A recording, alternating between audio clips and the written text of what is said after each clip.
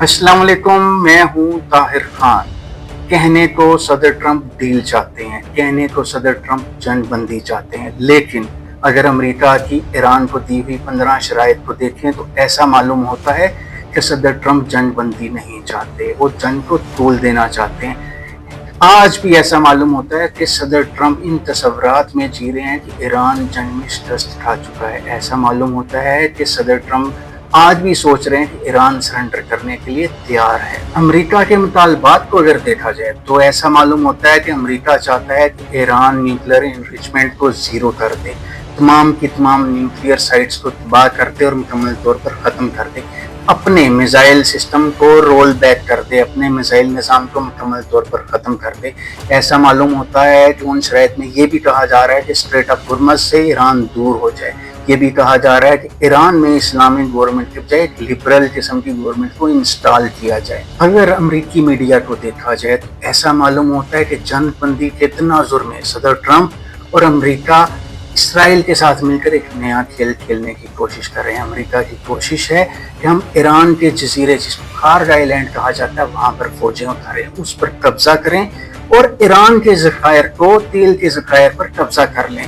ये वही Kharg island है जिसके बारे में कहा जाता है कि यहाँ से ईरान की 90% तेल के ज़खायर की ट्रांजिट होती है। अगर देखा जाए तो आज भी सदर ट्रंप यहूदी लॉबी के हाथों मजबूर हैं। अमेरिकी मीडिया बता रहा है कि खार्ग आइलैंड पर फौजें उतारना अमेरिका के लिए किसी सूरत एक बेहतर अमल नहीं होगा, इसके खौफनाक नताइज बरामद हो सकते हैं। अमेरिकी तजियाकार सोशल मीडिया पर, अमेरिकी टेलीविजन पर, इवन रशियन टेलीविजन पर जाकर बता रहे हैं कि खार्ग आइलैंड पर अमेरिकी फौजें उतारना इंतहाई खतरनाक होगा।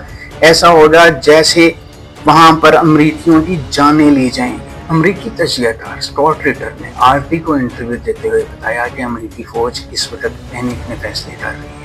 उनका कहना था कि 4 हफ्ते पहले जब जंग का आगाज हुआ था तो अमेरिका का कोई ऐसा प्लान नहीं था जिसके तहत ये पता चले कि अमेरिका खार्ग आइलैंड पर अपनी फौजें उतारने वाला है। उनका कहना था अगर प्लान होता तो उसके लिए ट्रेनिंग ज़रूरी थी, उसके लिए लॉजिस्टिक सपोर्ट ज़रूरी थी, लेकिन ऐसी कोई तैयारी नहीं की गई। स्कॉट रिटर का ये भी कहना था अगर ईरान की मिलिट्री स्ट्रेटजी को देखा जाए तो वो स्टेप बाय स्टेप आगे बढ़ रहे हैं, उनकी स्ट्रेटजी में कहीं भी पैनिक नहीं है और वो अभी तक अपनी स्ट्रेटजी से हल्का सा आगे पीछे नहीं हुए। अमरीकी दफाई तजियाकार का ये भी कहना है कि अगर अमेरिका ने अपनी फौजें ईरानी जजीरे पर उतारी तो ये क्रिमिनल एक्ट होगा, एक ऐसा क्रिमिनल एक्ट होगा जिससे ईरान चुन चुन कर अमेरिकी फौजियों को मारेगा और अमेरिकी फौजियों के पास भागने का भी कोई रास्ता नहीं बचेगा।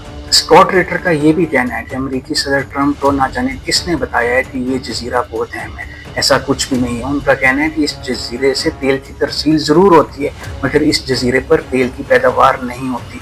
अगर इस जजीरे पे अमेरिका ने कब्जा भी कर लिया तो उनके मुताबिक ईरान तेल की तरसील किसी और तरफ से शुरू कर देगा। एक और मगरबी तजियाकार पीट एस्कोबार का कहना है कि मेरी इतलात के मुताबिक कोई डील नहीं हो रही, ना सदर ट्रंप कोई बातचीत कर रहे हैं, ना सदर ट्रंप ईरानी मिलिट्री के साथ बात कर रहे हैं, ना सदर ट्रंप ईरानी लीडरशिप के साथ बात कर रहे हैं। उनके मुताबिक सदर ट्रंप क्या चाहते हैं अभी मालूम नहीं, अलबत्ता सदर ट्रंप कुछ नया करना चाह रहे हैं और इसीलिए उनको 5 दिन का वक्त चाहिए था। अमेरिका के दीगर तजियाकारों की बात करें तो उनका कहना है कि सदर ट्रंप ने अपनी आवाम को धोखा दिया। उनका कहना है कि सदर ट्रंप जब आए थे तो उन्होंने ऐलान किया था कि मैं जंगें ख़त्म करूंगा, लेकिन आज सदर ट्रंप अमेरिकी अवाम को और अमेरिकी फौज को जंगों में धकेल रहे हैं।